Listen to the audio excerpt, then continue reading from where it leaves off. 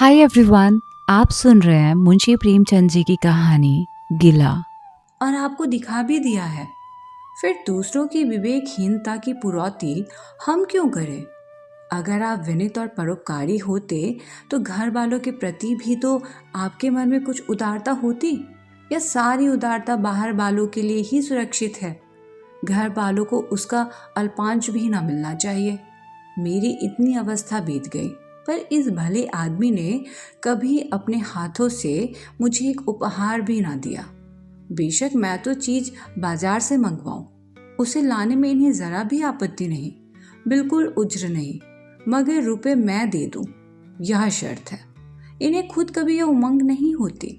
क्या मैं मानती हूँ कि बेचारे अपने लिए भी कुछ नहीं लाते, मैं जो कुछ मंगवा दूं उसी पर संतुष्ट हो जाते हैं। मगर आखिर आदमी कभी कभी शौक की चीजें चाहता ही है। अन्य पुरुषों को देखती हूँ, स्त्री के लिए तरह तरह के गहने, भांति भांति के कपड़े, शौक श्रृंगार की वस्तुएं लाते रहते हैं। यहाँ इस व्यवहार का निषेध है। बच्चों के लिए भी मिठाइयाँ, खिलौने, बाजे शायद जीवन में एक बार भी न लाए हों। शपथ भी खाली है। इसीलिए मैं तो इन्हें कृपण कहूंगी, अरसी कहूंगी, हृदय शून्य कहूंगी, उदार नहीं कह सकती। दूसरों के साथ इनका जो सेवा भाव है उसका कारण है इनका यश लोभ और व्यावहारिक अज्ञानता। आपके विनय का यह हाल है कि जिस दफ्तर में आप नौकर हैं उसके किसी अधिकारी से आपका मेल जोल नहीं। अफसरों को सलाम करना तो आपकी नीति के विरुद्ध है। नजर या डाली तो दूर की बात है, और तो और कभी किसी अफसर के घर नहीं जाते। इसका खामियाजा आप न उठाएं तो कौन उठाए? औरों को रियायती छुट्टियां मिलती हैं, आपका वेतन कटता है। औरों की तरक्कियां होती हैं, आपको कोई पूछता भी नहीं। हाजिरी में 5 मिनट की भी देर हो जाए तो जवाब पूछा जाता है। बेचारे जी तोड़कर काम करते हैं। कोई बड़ा कठिन काम आ जाता है तो इन्हीं के सर मढ़ा जाता है। इन्हें जरा भी आपत्ति नहीं। दफ्तर में इन्हें घिस्सू पिस्सू आदि उपाधियां मिली हुई है। मगर पड़ाव कितना भी पड़ा मारे, इनके भाग्य में वही सूखी घास लिखी है। यह विनय नहीं है, स्वाधीन मनोवृत्ति भी नहीं है। मैं तो इसे समय चातुरी का अभाव कहती हूँ, व्यवहारिक ज्ञान की क्षति कहती हूँ। आखिर कोई अफसर आपसे क्यों प्रसन्न हो?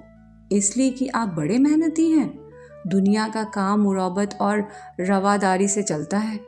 अगर हम किसी से खींचे रहे तो कोई कारण नहीं कि वह भी हमसे न खींचा रहे।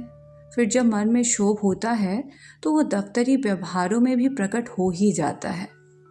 जो मातहत अफसर को प्रसन्न रखने की चेष्टा करता है, जिसकी जात से अफसर का कोई व्यक्तिगत उपकार होता है, जिस पर वह विश्वास कर सकता है, उसका लिहाज वह स्वभावत करता है। ऐसे सिरागियों से क्यों किसी को सहानुभूति होने लगी? अफसर भी तो मनुष्य है।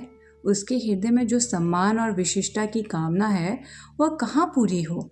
जब अधीनस्थ कर्मचारी ही उससे फिरंट रहे तो क्या उसके अफसर उसे सलाम करने आएंगे? आपने जहाँ नौकरी की वहाँ से निकाले गए, कभी किसी दफ्तर में 2-3 साल से ज़्यादा ना टिके, या तो अफसर से लड़ गए या कार्याधिक्य के कारण छोड़ बैठे। आपको कुटुंब सेवा का दावा है, आपके कई भाई भतीजे होते हैं, वह कभी इनकी बात भी नहीं पूछते। आप बराबर उनका मुंह ताकते रहते हैं। इनके एक भाई साहब आजकल तहसीलदार हैं। घर की मिल्कियत उन्हीं की निगरानी में है। वह ठाठ से रहते हैं, मोटर रख ली है, कई नौकर चाकर हैं, मगर यहाँ भूले से भी पत्र नहीं लिखते। एक बार हमें रुपए की बड़ी तंगी हुई। मैंने कहा, अपने भ्राता जी से क्यों नहीं मांग लेते? कहने लगे, उन्हें क्यों चिंता में डालूं, उन्हें भी तो अपना खर्च है। कौन सी ऐसी बचत जो जाती होगी?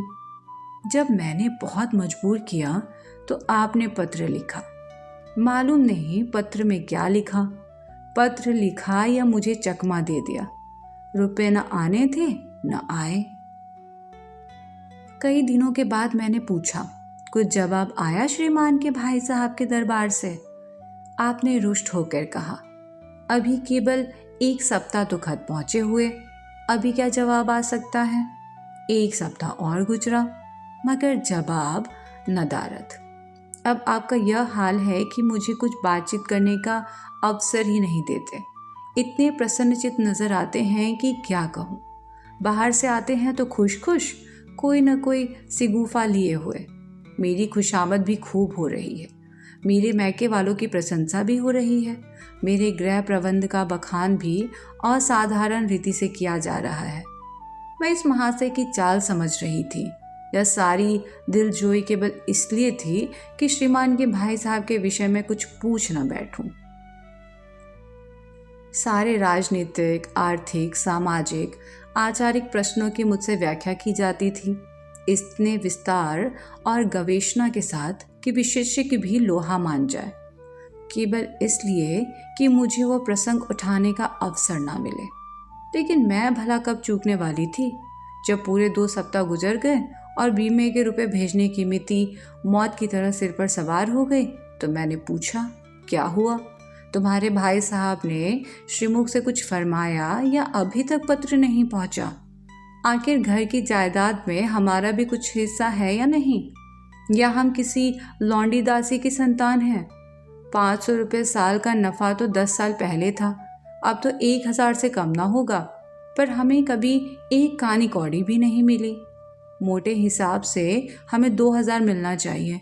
2000 ना हो, 1000 हो, 500 हो, 250 हो, कुछ ना हो तो बीमा के प्रीमियम भर के तो हो।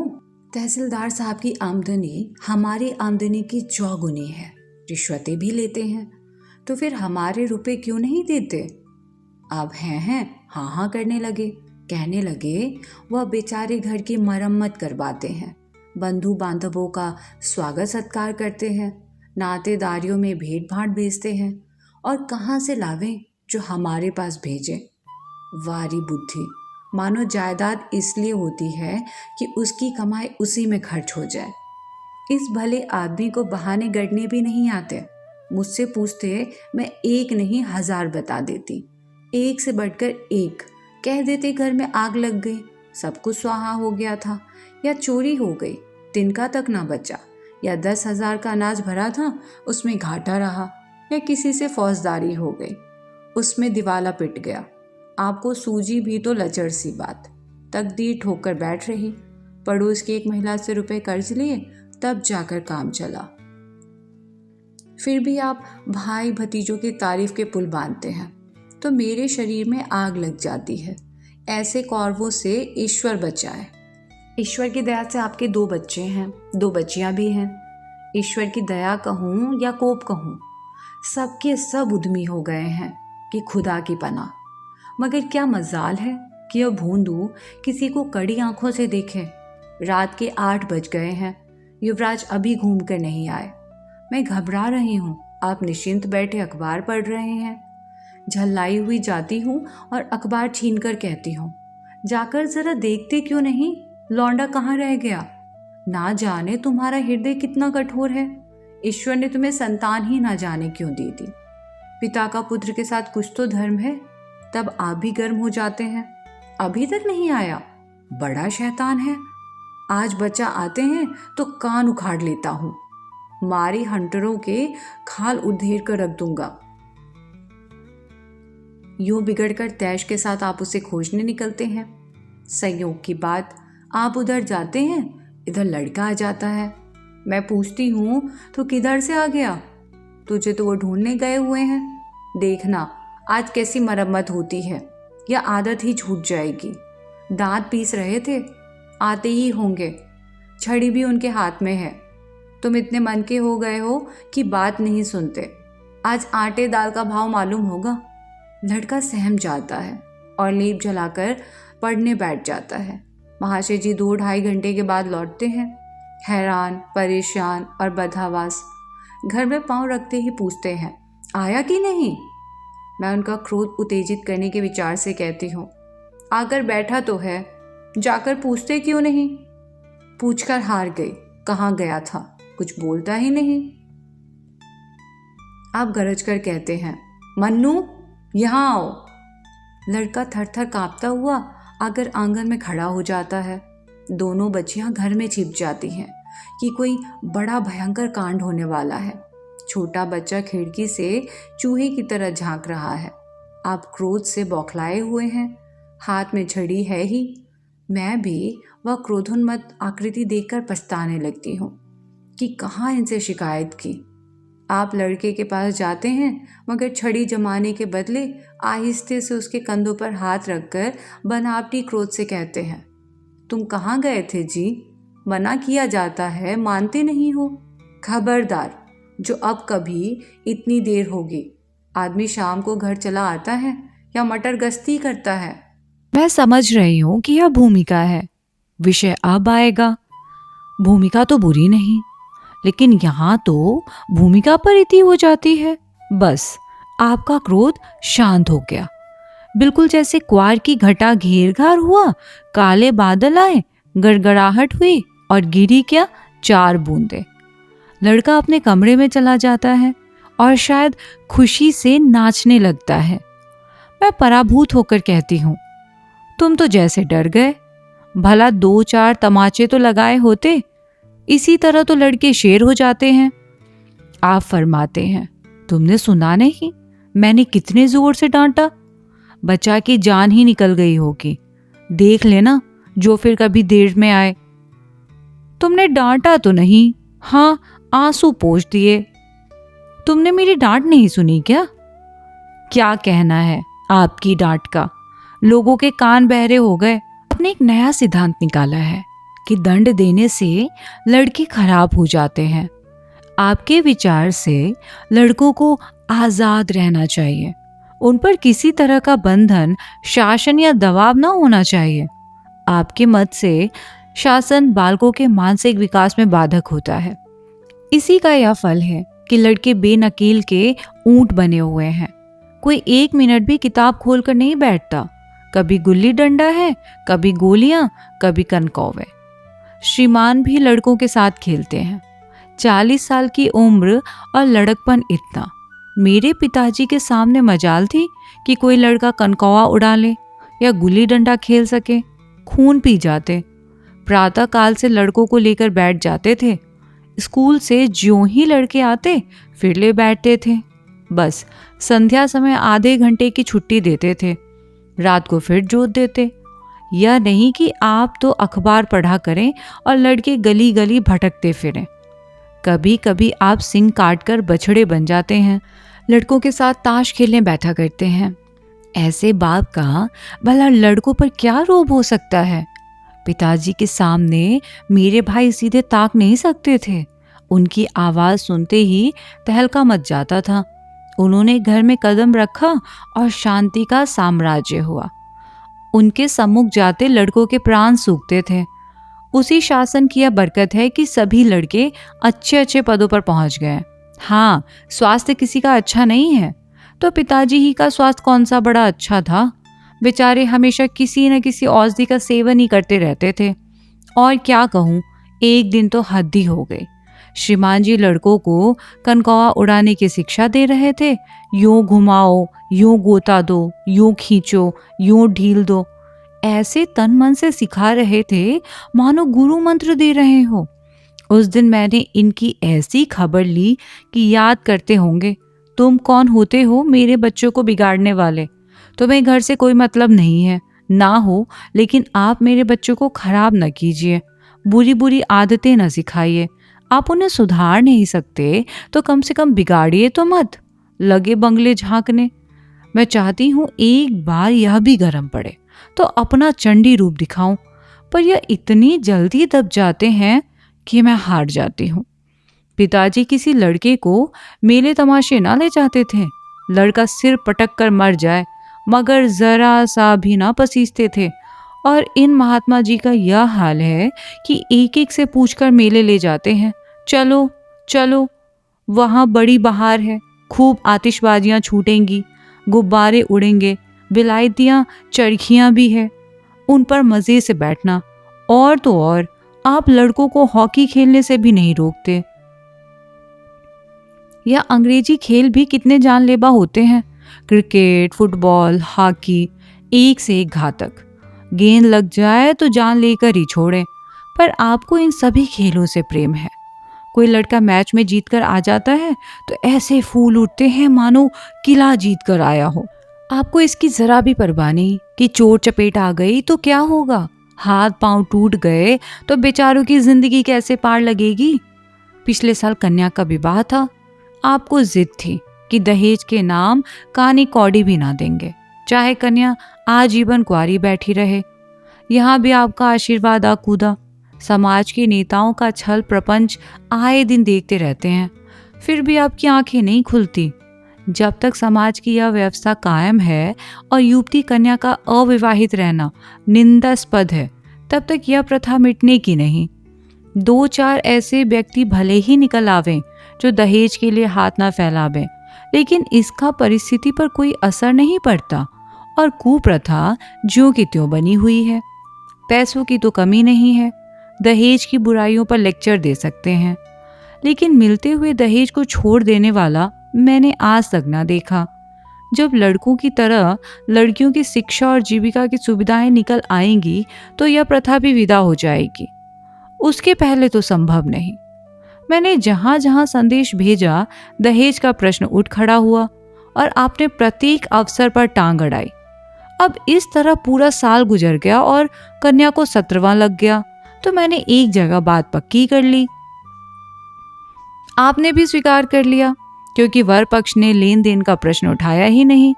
हालांकि अंतःकरण में उन लोगों को पूरा विश्वास था कि अच्छी रकम मिलेगी और मैंने भी तय कर लिया था कि यथाशक्ति कोई बात उठा न रखूंगी।